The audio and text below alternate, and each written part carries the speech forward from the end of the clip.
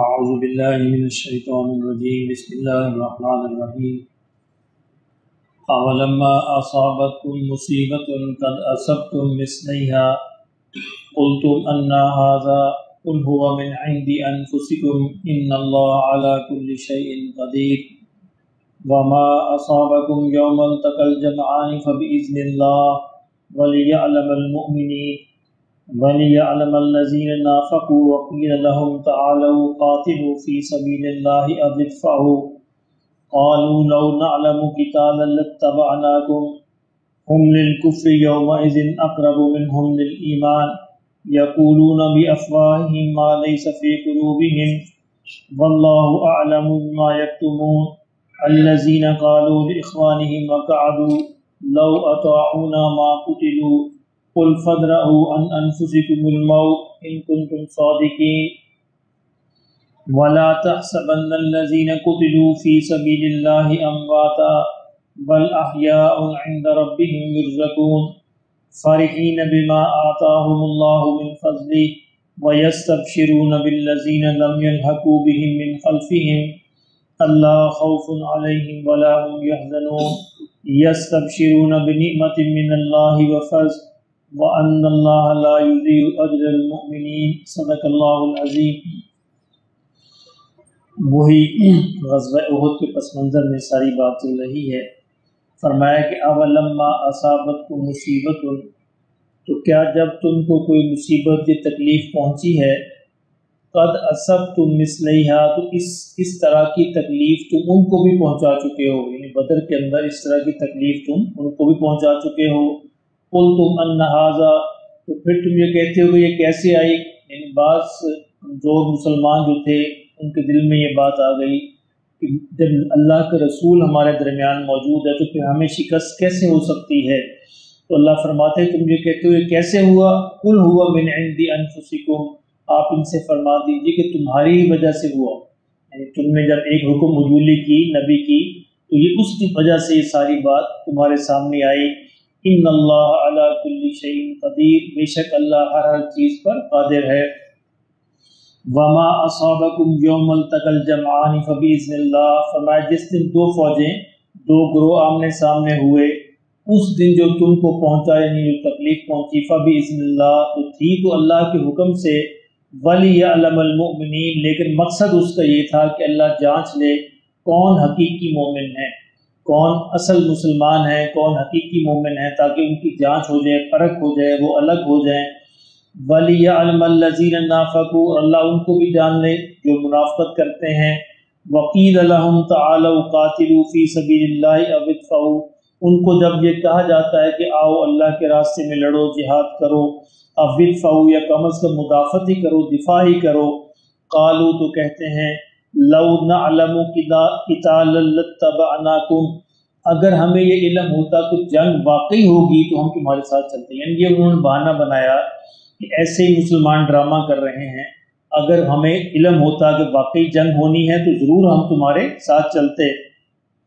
اللہ کریم فرماتے کہ ہم للکفر یومئذ اقرب منہم للایمان، یہ لوگ اس دن ایمان کی نسبت کفر سے زیادہ قریب تھے۔ یقولون بافواہہم ما لیس فی قلوبہم، ان کی زبانیں وہ چیزیں کہہ رہی تھی جو ان کے دل میں نہیں تھا، دل میں کچھ اور بات تھی، زبان پہ کچھ اور بات تھی۔ واللہ اعلم بما یکتمون، اور جو چھپاتے ہیں یہ فرمایا اللہ اس کو خوب جانتا ہے۔ الذین قالوا لاخوانہم، اور انہوں نے اپنے بھائیوں سے کہا، وقعدوا، اور خود بیٹھے رہے، لو اطاعونا ما قتلوا، اگر تم ہماری اطاعت کرتے، ہماری بات مان لیتے تو نہ تم مارے جاتے، نہ قتل ہوتے۔ قل فادرؤوا عن انفسکم الموت، اللہ فرماتے ان سے کہو چلو پھر اپنے آپ سے موت کو ہٹا کے دکھاؤ، یعنی گھروں میں بیٹھ رہنے سے اگر موت سے بچ سکتے ہو تو پھر اب تم موت سے ہٹا کے دکھاؤ، ان کنتم صادقین، اگر تم اپنی اس دعوے کے اندر سچے ہو۔ موت تو جب آنی ہے تو گھروں کے اندر بھی آ جانی ہے، اور موت اگر نہیں آنی تو تلواروں کے نیچے بھی نہیں آنی۔ وَلَا تَحْسَبَنَّ الَّذِينَ قُتِلُوا فِي سَبِيلِ اللَّهِ أَمْوَاتًا، فرمایا جو اللہ کے راستے میں شہید ہو گئے ہیں ان کو تم قتل، ان کو تم مردہ گمان بھی نہ کرو، خیال بھی نہ کرو کہ وہ مردہ ہیں۔ بل احیاء عند ربهم یرزقون، بلکہ وہ اپنے رب کے پاس زندہ ہیں اور ان کو رزق دیا جاتا ہے۔ یہ رزق کیسا ہے یہ اللہ ہی جانتے ہیں۔ اللہ نے شہداء کے ساتھ کوئی خاص معاملہ فرمایا ہے اور اللہ اسی کو یہاں پہ بیان فرما رہے ہیں۔ فارحین بما آتاہم اللہ من فضل، فرمایا یہ جو شہداء ہیں اللہ نے اپنے فضل سے ان کو جو عطا کیا ہے اس سے بڑے خوش ہیں۔ وَيَسْتَبْشِرُونَ بِالَّذِينَ لَمْ يَلْحَقُوا بِهِم مِّن خَلْفِهِمْ، اور بڑے خوش ہوتے ہیں ان لوگوں کے بارے میں بھی جو ابھی ان تک نہیں پہنچے، یعنی جو ابھی پیچھے زندہ ہیں، ان کے بارے میں ان کس بات سے خوش ہوتے ہیں کہ اگر انہوں نے بھی ہماری طرح کی زندگی گزاری تو یہ بھی ہمارے ہی انجام سے دوچار ہوں گے، اللہ ان کو بھی یہی انعام عطا فرمائے گا۔ وہ کیا انعام ہوگا؟ اللہ خوف علیہم ولا ہم یحزنون، کہ نہ یہ ان کو خوف کوئی ہوگا نہ یہ غمگین ہوں گے، تو یہ سوچ کے وہ خوش ہوتے ہیں۔ ایک حدیث میں آتا ہے کہ شہداء نے جب یہ کہا کہ کاش ہماری اس حالت کا علم ہو جائے ہمارے جو پیچھے رہنے والے ہیں، تو اللہ نے یہ آیات نازل فرمائی، یہ خوش ہوتے ہیں، ان کو خوشخبری دے دی ان کے پیچھے رہنے والوں کو کہ تمہارے جو پہلے ساتھی شہید ہو چکے ان کو اللہ نے بہت نواز دیا، اگر تم بھی ان کے راستے پہ چلو گے تو انشاءاللہ تمہیں بھی یہی انعامات ملیں گے۔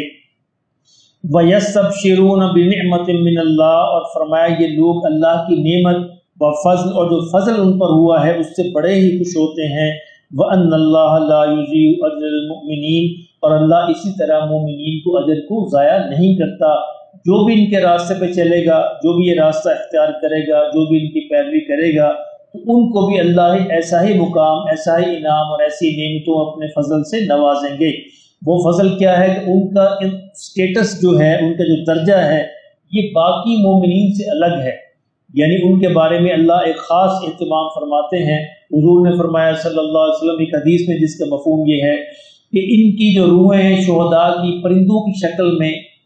شکل میں جنت میں گھومتی پھرتی ہیں، اور عرش کے نیچے ان کے وہ قندیلیں لٹکی ہوتی ہیں جن کے اندر آ کر یہ پھر آرام کرتے ہیں۔ تو یہ خاص اہتمام ہے اللہ کی طرف سے، یہ خاص انعام۔ اب اس کی حقیقت کیا ہے یہ ہماری عقلیں نہیں سمجھ سکتی کیونکہ ہمارے یہاں کوئی مثال موجود نہیں ہے، تو اللہ پاک ہمیں بھی ایسے انعام نصیب فرمائے۔